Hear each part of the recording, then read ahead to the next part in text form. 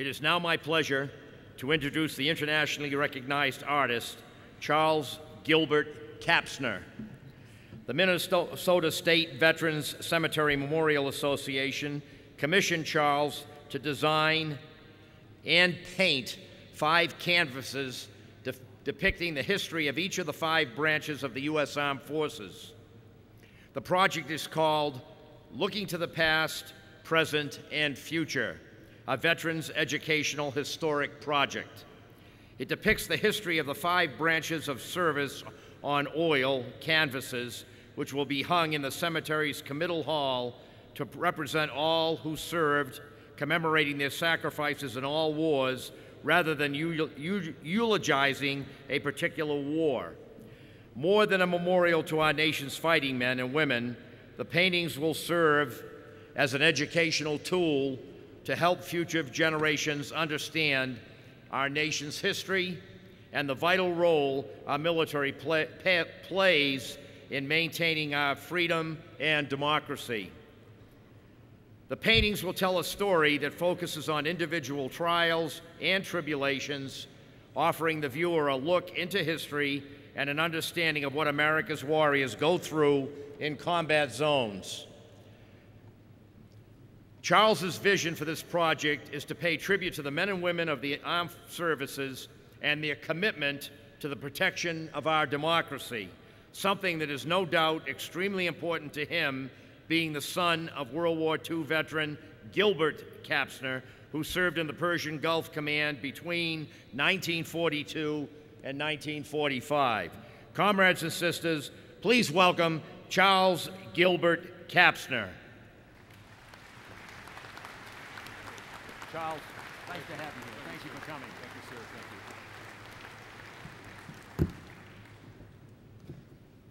Good morning, everybody.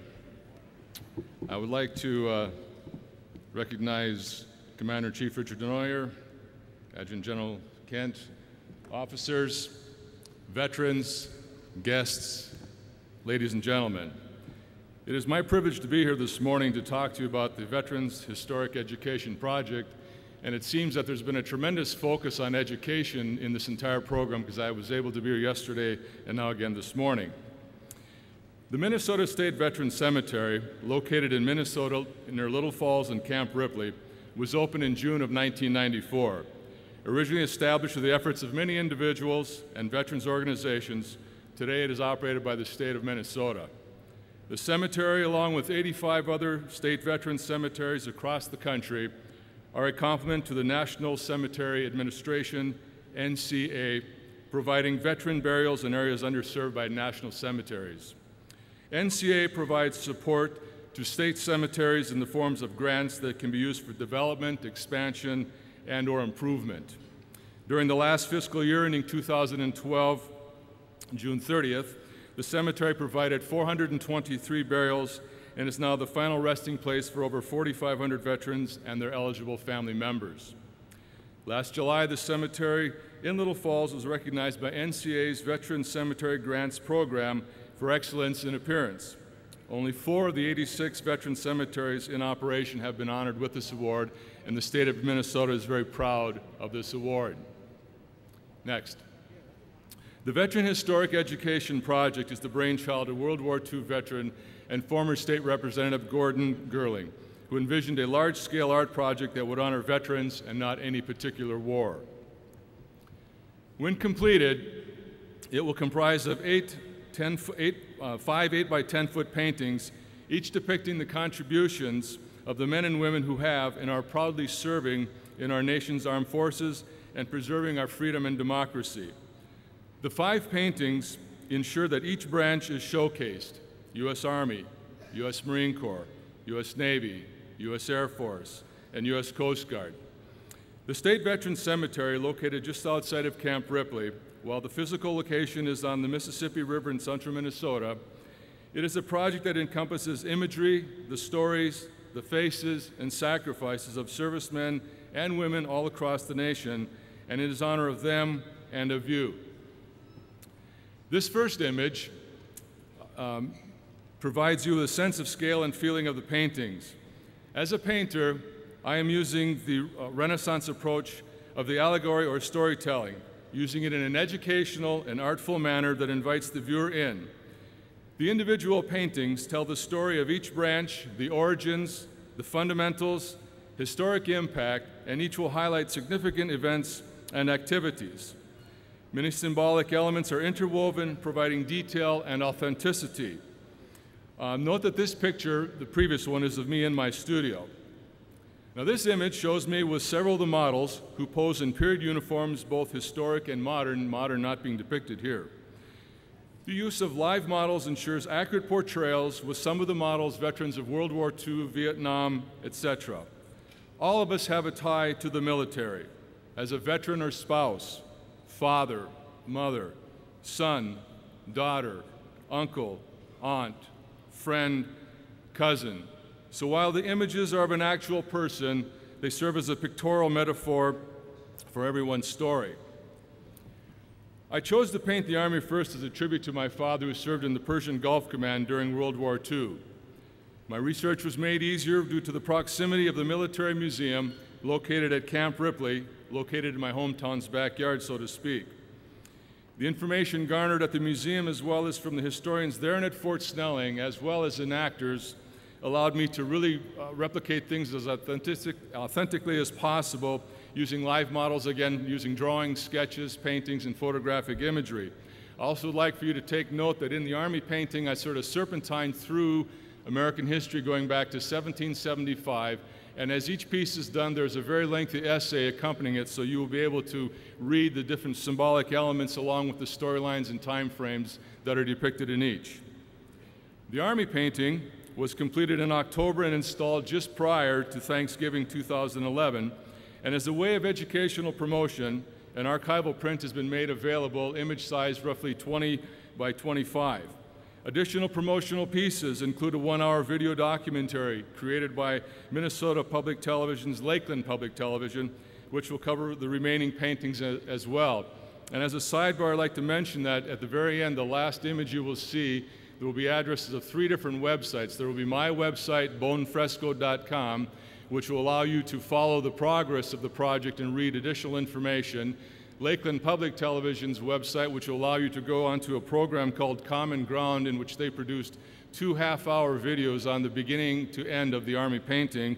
And I was just told the other day that an easier approach to that is to go to YouTube, Common Ground episode 327, 328, and finally the last slide will be of the Initiative Foundation's website and address if you're interested in helping move this project along.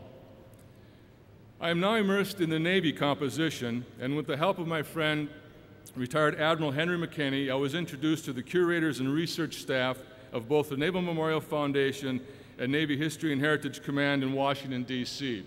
As a sidebar, I'd also like to mention that 2 years ago, Admiral McKinney was our featured speaker at the Sunday Memorial Day afternoon program, which is done each year at the Cemetery grounds, with roughly 1,500 people in attendance. At that time, the Admiral stated that in his 6.5 to 7 years as President and CEO of the Naval Memorial Foundation during his travels around the country, that at no time he had seen a memorial for a cemetery being approached in such a manner. He also stated that it would be a unique asset to not only central Minnesota, but the country itself. Now, this compositional sketch, which you see up in the left-hand corner, provides me the details to launch into full-scale painting. Now, as you can see, once I move into each composition, there are many changes made. These are made possible to me by the use of live models. In addition to that, you'll notice that how the figures have changed to more like a swing in the anchor on the bottom. And with the Navy, I'm going to talk about the evolution of a branch of the service. Next, we have the Coast Guard. The Coast Guard have a motto: when called, we go out. We may not return, but we go out. The Coast Guard's primary duty is to save lives, and they also guard our major waterways, the Great Lakes, the rivers, and our coastline. Next, we have the U.S. Marine Corps. The Marine Corps will be showing a little bit of action, and there will be some extensive study done on this. As a matter of fact, this Friday I've invited to go to Camp Ripley to witness a live firing of a new missile system and some different type of artillery by the Commandant, Colonel St. Sauver, who's been a very big supporter of our project. This will allow me to see firsthand some of the action that I'll be depicting in this painting. Finally, we have the Air Force. I've saved the Air Force for the last because I want to get back to always remembering that this is a storyline about the men and women who have served in the military and their contributions that not only have been made, but are continuing to be made to our great nation. The Air Force is involved in a lot of technology, as I said, and so this is going to take a lot of study. When this project began, it was inconceivable all the things that would have happened as a result, some of which I'd like to share, and at this moment, most importantly, the fact that I am here on this stage addressing you, a stage where yesterday we had a standing President of the United States. You've had the time to honor many educators, so I feel like, again, like I'm up here on an educational platform. This is a very wonderful, wonderful compliment to the VFW, and the fact that you really push forth education to help our country understand your service is really great. Most notably, in Minnesota, the 2010-11 state commander, Don Dahlman, along with Joseph Shermers and Al Lair, took it on as a statewide project. This detail is important since the project is not underwritten or funded by any one entity, but rather is being funded 100% by contributions from both military and non-military donors. A unique feature of the project is that it is a pictorial tribute to the military. While most veterans' memorials are sculptural, architectural in nature, generally located out of doors, this one harkens back to early depictions of military life where viewers witnessed through the artist's images a window by which to see real events and real people from military life. Through these paintings, our goal is to put the Minnesota State Veterans Cemetery on the national stage. Its tranquil location on the Mississippi River, surrounded by lakes, prairies, and woods, is the perfect backdrop for this unique memorial. The intent of the paintings is to bring the viewer inside, to focus on the enduring impact of the servicemen and women, not only during their time of service, but long after. Whatever your branch of military, wherever in the world you were deployed, from the World War II to present-day Iraq or Afghanistan, these paintings bring to life your contributions, your achievements, your sacrifices. They are your stories. In closing, I'd like to reflect on something. I'm curious that in the 113 years of this organization, if an artist of any discipline has had the privilege to stand before you and make some sort of presentation, because without your service and sacrifice, it would not be possible for we to do what we do, and certainly this project in Minnesota would not be a reality. So if they haven't thought of it, they should, and on behalf of artists across America, I would like to thank you very much for your time, your service and sacrifice, and I'm truly honored to have been here this morning with you. I shall never forget this day as long as I live. Thank you very much. Thank you, Charles. Thank you. All right. And then can you go just for a second? Sure. He's going to say, Gunner,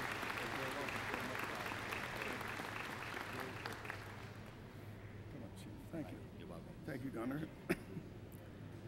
So I got the finish of it, I guess. I'm on the fundraising end of it. I started to bring it to the state of Minnesota, to the Veterans of Foreign Wars, to get it started. So names of all contributors of $999 or less will be listed in a book that will be on display in the room next to the committal hall. An 8x10 granite wall will also be in this room listing contributors at the level of 1,000, 5,000, 10,000, and 20,000 and up on that level. Name, branch of service, and rank of a loved one can be listed if desired. Business organizations or individuals' names can also be listed. A special section will be listed for posts as well as other veterans organizations will be listed.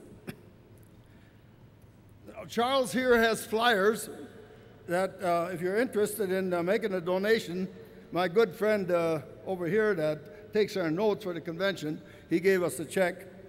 Thank God for him. Charles will be here till Thursday evening, so anybody that wants to make a contribution will see Charles. He has flyers for you.